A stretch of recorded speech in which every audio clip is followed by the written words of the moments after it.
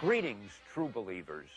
I'm Stan Lee, co-author of How to Draw Comics the Marvel Way, and creator of Spider-Man, the Incredible Hulk, and a whole caboodle of other comic book characters that my legendary modesty prevents me from mentioning. Now, I'll be your host and guide as we journey together along the rambunctious road to comic book artistry, which is to say, it looks like we're stuck with each other for the next little while. Now then, let's start with the basics. And what can be more basic than having an artist teach us how to draw? Certainly better than a plumber. And what artist can be better suited to this titanic task than my co-author and good buddy, none other than John Buscema? Thanks, Dan. Now let's draw comics. The Marvel Way.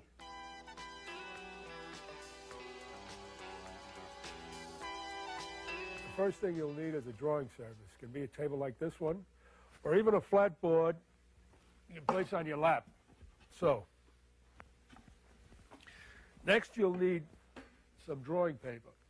Marvel artists use 2-ply Bristol board, large enough to accommodate artwork 10 by 15 inches. You'll also need push pins to keep your paper from slipping off the board. Thumbtacks work, so will tape. Of course, you'll need a pencil. You didn't think it would be so complicated, did you? Now, some artists prefer a soft lead pencil, like the one John is using. Others, of a more delicate bent, select a finer hard lead, like this one here. There are many different pencil grades available. Which one you choose is up to you, of course. Most professionals use an eraser like this. It's called a kneaded eraser. But since Marvelites hardly ever make mistakes, let's move on. You'll need a simple drawing pen with a thin point for inking and bordering. A brush is a must. Your best bet is a sable hair, number 3. You'll also need a bottle of black India ink, of course. Any good brand will do. These brushes are very expensive, and if you don't know how to clean them, you can ruin them. So what you do is swirl it around the water, rub it up against the glass jar, and gently rub it alongside the rag here. You come to a fine point. And let's not forget a supply of white opaquing paint to cover those rare mistakes we make from time to time. That's better. Your T-square is an invaluable tool for drawing borders and for keeping lines parallel. A triangle, too, is a necessity for drawing right angles and working in perspective. And don't forget an ink compass for drawing perfect circles. Plus, you might as well get a pencil compass, too. Any or all of these tools of the trade are available at your favorite art supply store. Now, just to make sure we're using the same language when we refer to things, let's review the various names for many of the elements that make up a typical comic book page. The first page of a story with a large introductory illustration is called the splash page. Letters drawn in outline with space for color to be added are called open letters. Copy which relates to a title is called a blurb. The name of the story is naturally called the title.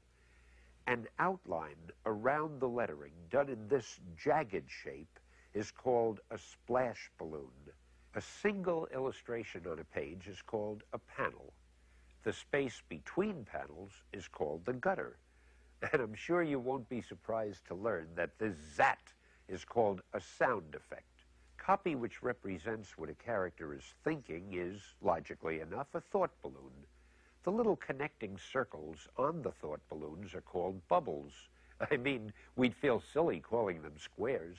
The regular speech indicators are the all-important dialogue balloons.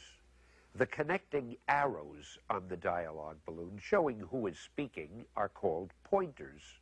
The words in the balloons which are lettered heavier than the other words are referred to as bold words or bold lettering. And this is my favorite part, where the names are. We call it the credits, just like in the movies. All this technical stuff, which nobody ever reads, showing who publishes the mag and when and where, usually found on the bottom of the first page, is the indicia. Now, don't blame me. I didn't make up that word. copy in which someone is talking to the reader, but which is not within dialogue balloons, is called a caption. Don't worry if you're not remembering everything this time. One of the marvelous things about video cassettes is that you can go back later and watch it again. Put it on hold while you make all the notes you want to. Oh, and by the way, don't get impatient. We'll get to the drawing part when you least expect it. Moving right along now, we introduce you to an excellent example of one of Marvel's many widely heralded close-ups, so-called because the reader's eye has moved in about as close as possible. Now, this type of panel, in which the reader's view of the scene is from farther away, enabling the figure to be seen from head to toe, is called a medium shot. And here you have a long shot. In fact, since it shows such an extreme wide-angle scene, you might even call it a panoramic long shot, without getting anyone angry at you. When you're up above the scene, looking down at it, as in this panel, what else could you possibly call it but a bird's-eye view? Now, on the other hand, when you're below the scene of the action, where your eye level is somewhere near Spidey's heel, as in this panel, we're inclined to refer to it as a worm's-eye view. A drawing in which the details are obscured by solid black or any other single tone or color is called a silhouette. And now that we agree upon the tools and the language, let's get on to the heavy stuff. Let's start drawing.